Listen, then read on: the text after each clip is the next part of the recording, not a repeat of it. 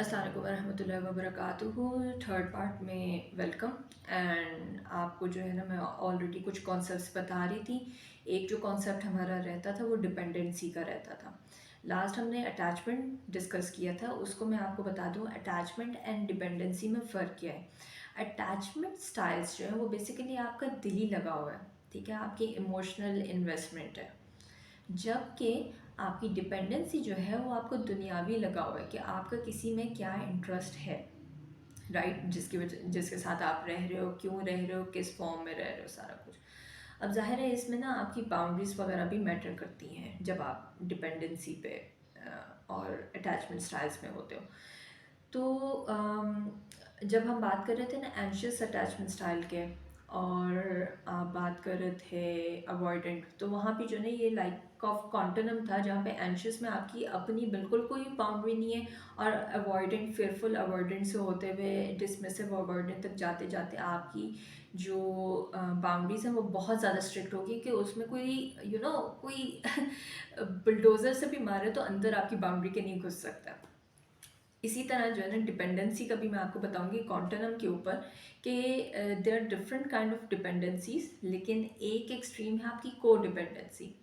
को डिपेंडेंसी ऐसी है जिसमें आपका गिव एंड टेक है लेकिन कोई बाउंड्री नहीं है।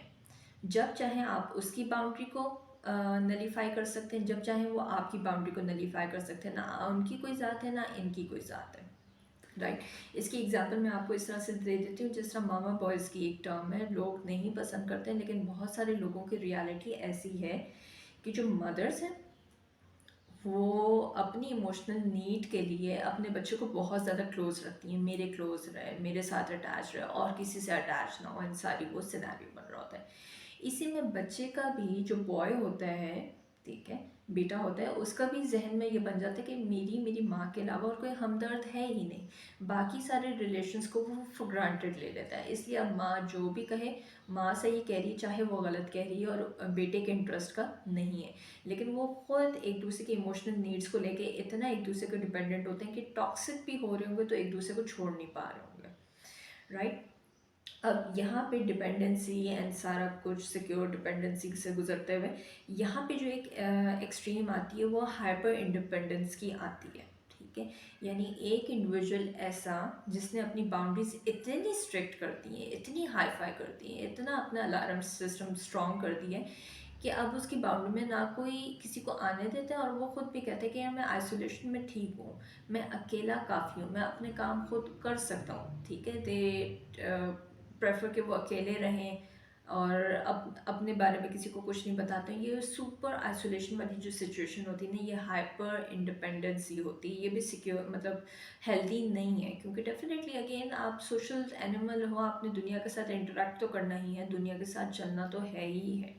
तो ऐसा पॉसिबल होता नहीं है। या तो बहुत ज़्यादा डिपेंडेंट है, कोई बाउंड्रीज ही नहीं है, या फिर इधर तक आते आते इतनी स्ट्रॉन्ग बाउंड्री है कि उस बाउंड्री के अंदर किसी को आने ही नहीं दे रहे, राइट। इसकी एग्जांपल मैं आपको ना एक रीकैप के बाद थोड़ी सी ना रियल लाइफ एग्जांपल्स बता देती हूँ। रीकैप में पहले दे दूँ कि हमने जो ना कुछ कॉन्सेप्ट्स पढ़े हैं, जिसमें सबसे पहले आपका था रिस्पॉन्स टाइप, रिस्पॉन्स मोड। उसमें आपने सिक्योर रिस्पॉन्स मोड मैंने आपको बताया, इनसिक्योर कैसे होते हैं वो बताया, और फिर मैंने आपको अटैचमेंट स्टाइल्स बताए, सिक्योर कैसा होता है, इनसिक्योर कैसे होते हैं, डिफरेंट टाइप्स हैं। इसी तरह डिपेंडेंसी है, secure dependency, yes.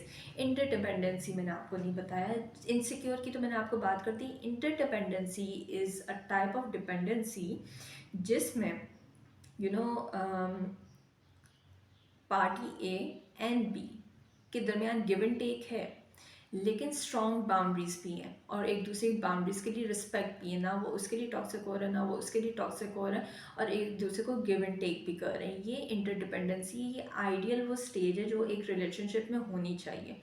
Attachment style आपको सिक्योर हो कि ओके सिक्योरली अटैच है, ना आप किसी अपने पार्टनर से डर हो, और आप अपने इमोशंस भी बता रहे हो, आप अपनी बाउंड्रीज भी हेल्ड कर रहे हो, आप एक गिव एंड टेक भी कर रहे हो। तो ये दोनों आपके जो है ना अटैचमेंट along with dependency एक this is the main formula of a good relationship। जबकि इनसिक्योर टाइप्स की मैं आपको कुछ जनरल एग्जांपल्स दे दूं। जिस तरह अभी रिसेंटली मुझे जो है ना, जब मैं ये चीज़ें सारी सीख रही थी, तो मुझे ख़ुद को भी रियलाइज़ हुआ कि मेरा अपना अटैचमेंट स्टाइल वो डिफरेंट, मतलब थोड़ा-सा इनसिक्योर है। I am anxiously attached, right? और ये भी जब आप आइसोलेशन से, मेरा एक ये इशू था, मैं आइसोलेशन में रहती थी। जब तक आप किसी से अटैच नहीं होंगे, तब तक आपको नहीं पता चलेगा कि आपके अंदर कोई कमी है। ये एक बड़ी इंटरेस्टिंग बात थी कि मतलब मैंने पूरी साइकोलॉजी पढ़ ली, मैंने 2 साल फील्ड में लगा लिया और मुझे अपनी अटैचमेंट स्टाइल नहीं पता कि मेरे अपने अंदर क्या चल रहा है। उसकी वजह यही थी कि मैं कभी अटैच हुई नहीं थी। I was not in a relationship before that, right? इसी तरह डिपेंडेंसी और इस इनसिक्योरिटी जो है ना, मैं आपको एक और एग्जांपल देती हूँ कि once a client told me कि मैं दोबारा शादी नहीं करना चाहता। उसका पीछे जो भी एक बैकग्राउंड चल रहा था वो सारा था। तो उसकी एक स्टेटमेंट थी कि मैं अब दोबारा शादी करूँगा तो उस लड़की से करूँगा जो कि मेरी तारीफ़ में पूरा पैराग्राफ लिख के देगी कि हाँ, तुम इस वजह से मुझे पसंद हो। अगेन, ये अपने अंदर इनसिक्योरिटी होती है कि आपका लेंस सही नहीं है, आपकी इमोशंस, आपकी बाउंड्रीज, सारी चीज़ें अलाइंड नहीं है। सेकंड मोस्ट, ठीक है, आप इनसिक्योर हैं, इसका सबसे बड़ा जो इंडिकेटर है वो ये है कि आप दूसरों पे डिपेंड कर रहे हो। आप अपनी बात नहीं कर रहे हो, आप दूसरों पे डिपेंड कर रहे हो। तो जब भी आपको लगे कि हाँ भाई, मैं उससे शादी करूँगा जो मुझे पसंद करता है, यू आर बीइंग इनसिक्योर।